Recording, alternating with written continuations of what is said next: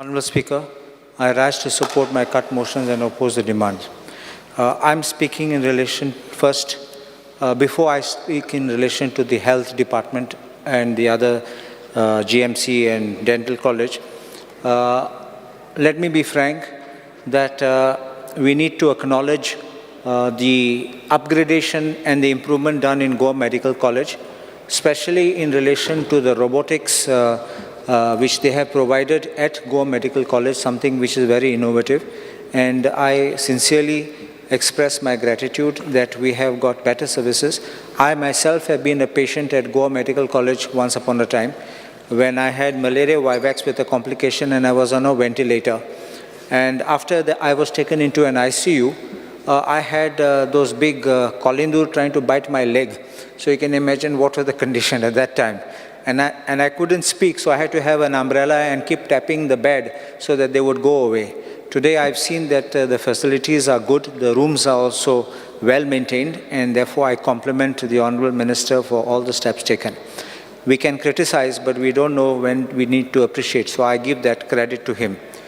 Honourable Speaker, in relation to demand number 48 in the health services, in relation to Aldona Primary Health Centre, first I have a request that considering that it covers 6 villages and also people from across, which is in Maye, in Bisholi, they also come. Kalvi also is there. 6 village panchayats, but there are several villages. Therefore, my request is if this primary health center could be upgraded to a community health center, so a CHC could be given to us, because there is demand and we have space. There's no necessity of acquisition of land. There is a big compound in which they can provide the facilities, and they can build more if they need. As far as the existing PHC is concerned, as far as infrastructure, Honourable Minister, I will give a copy of my demands. Can I just pass this across?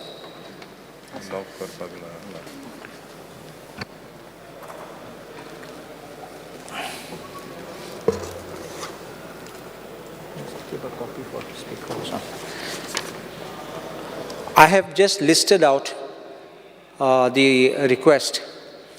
As far as infrastructure is concerned, removal and replacement of the entire electrical wiring and switchboards with new ones on priority basis, because this is an old PHC now, and I think this needs to be done.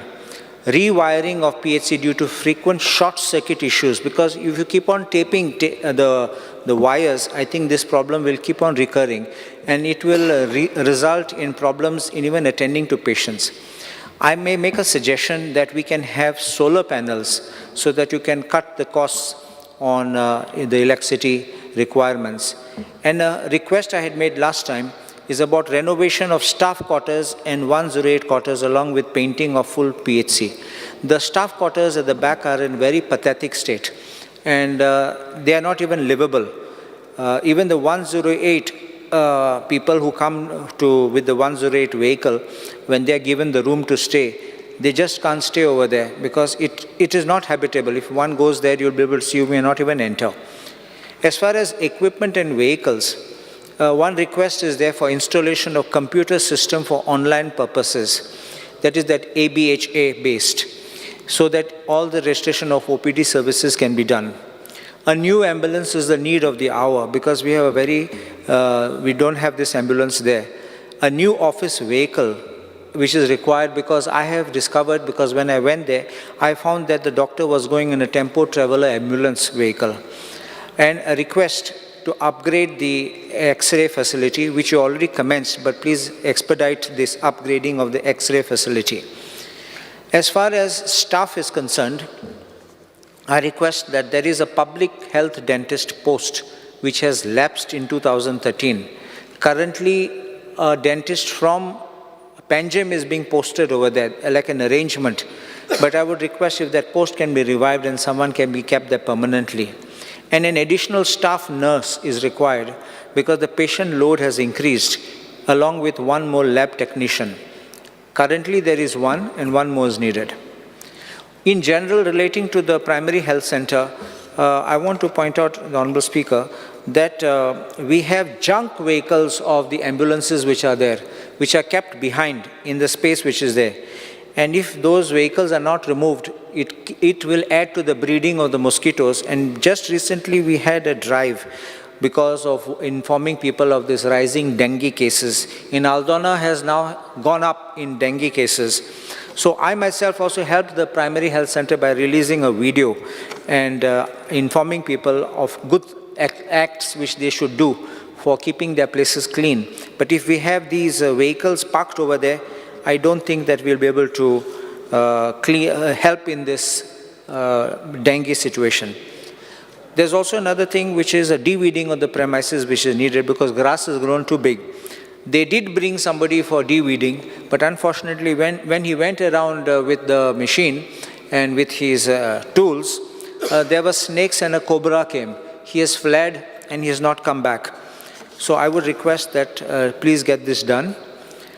There's also sometimes an occasional complaint about linen being dirty. So I request that just look into this. 108 service, I think the service is having aged fleet, and sometimes the service is not being as prompt as when it began. So I request the government to kindly look into this. If necessary, even replace the service provider with a new and a better one. But I have no preference. Please let me make it clear. If probably the same one can give better service, I think you can pull him up. Otherwise, get a new person. As far as district hospital in North Goa is concerned, I have seen that I'm told right now that the chief medical officer is on leave. I think for about 4 months, I think she's on leave. But yesterday when I spoke to her, she said she was not well. I think just appoint somebody who can manage that in her absence. Another thing is, many patients who are being referred to the district hospital are being directly then referred to Goa Medical College. This is becoming like a referral hospital. It's not being a place where people can be attended, treated, and given things. And sometimes they are told that this equipment is not working, that equipment is not working, and therefore they're being sent to Goa Medical College. And it's not that it's regularly not working. It may not work on a Monday, but may work on a Wednesday. Like that it can happen. So I don't know whether it is somebody is not there or what is happening. Please take stock of this and please check this. As far as demand number 47 in Goa Medical College, there is a shortage of blood in the blood bank. And this, I myself discovered it yesterday because a patient who was admitted required blood and they said the cards are not being accepted because there's a shortage of the blood. So I think that something needs to be done about the shortage and something can be improved over there. The GMC staff, otherwise I would normally always, I praise the doctors for their unstinted support, the dedication, the difficulties which they go through, and sometimes patients being very rough and rude, including relations with the patients who are very, very boisterous, and sometimes they go even to attack the doctors. They don't seem to understand certain things. But one thing which I would like to inform the government, as we enter the Goa Medical College, there's a lot of staff which is just hanging around. I don't know what they do. It's like an army of people over there. It's not that they're waiting to receive us, not that they're waiting to wish us. They're just standing there chit-chatting. I don't know what they're doing, whether they are signing the attendance register and not going for work, or whether that's their posting, because I don't think 10, 12 people can be there at one time. So I think just look into it, why they are hanging around there and probably not doing work. Just this morning, there was a request by some people to us about this clinical seats reservations in Goa Medical College for the year 23-24. They claim that there is injustice on SC, ST and OBC communities, that non-clinical they are getting a seat, a reservation, but they are not being given. So I request that that be looked into, because if they are genuinely entitled to, one should not deprive them of the facilities. I also make one little observation, that whenever there are these seats reserved for OBC, SC or ST, I believe it should be given to them excluding the creamy layer. And those who try to take these seats by fraud should be jailed, and even studies should be interrupted. I don't believe that they should be allowed to continue studies. So I think that these people's demand, if it is genuine, I request the government to kindly examine it and to give them relief. As far as Goa Dental College is concerned, that's a place which I frequently visit because of my teeth, but only one request I have to the Honorable Minister to request that the condition of the building may be just looked at because it's flaking now because of age of time. I will show you certain photographs where I myself have taken. In certain rooms, the things are flaking, and it's like as if, the old houses, when water would come up, it's come up like that. So I will show you that so that it can be, before it becomes quite bad and maybe affect cupboards and equipments. As far as FDA is concerned, demand number 53, I only have one small thing. We have these permissions being given for chicken, mutton, beef stalls. I'm talking especially the meat stalls. And hotel waste, which is being, because you give them the FDA permission for their kitchens or their restaurants. The question is, you give the license and you put the conditions. My query to myself, as we see it, is there any monitoring being done post giving the license as to how they are disposing of that waste? Because invariably, we have them throwing the waste here and there in the stealth of the night, and perhaps, like thieves, they come and throw in somebody's property or maybe alongside the highway. We have had even people throwing in the river, and it has come near the Satari temple in Aldona, chicken waste, and then you know how it is next to the temple when it stinks and people are going, it's not right. And I think that we should put this into place so that it's not only in the beginning, but even end, because they may give you all written things, but make sure that is being implemented so you know that they are actually executing what they have said. The contractor who is there, you can have, I'm not saying do it on a daily basis, but if you have it random checks, I think then we can, and surprise checks, and make sure that whatever returns they are filing are verified and cross-verified by your officers. Otherwise, their licenses should be suspended and finally revoked after giving them a hearing.